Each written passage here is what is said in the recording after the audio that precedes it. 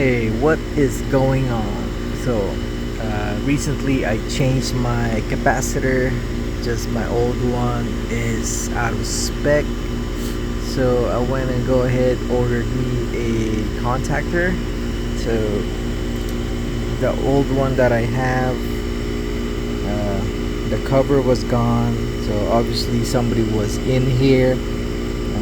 I bought the house used. So, and just to make everything new, I went and go ahead changed it. But my part number for this one is the Westinghouse. It'll be in the description. The one that they sell for Goodman for this, I think I have a 3.5 ton AC, and the model, but the part number was for a 2-pole. This is a single pole. This is the single pole, and then this one is a continuous connection. So just like the old one, this is my old part number. Well, can't really see the part number.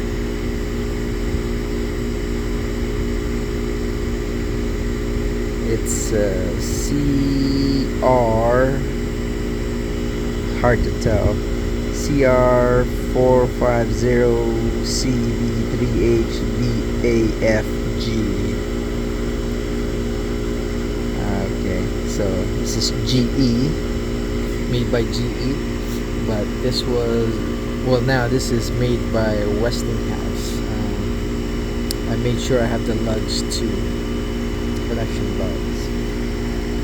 So originally it was mounted this way. If you look at the orientation, the right side has the contact, or well, the relay, and the new part is on the left side. So pretty easy to move the wires around. Just do it one time, but make sure everything is off. That is off. Circuit breaker is off. I have a nest temperature. I made sure that is off also. So, but taking this off,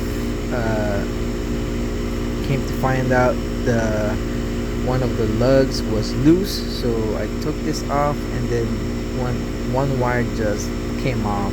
So make sure they are tight.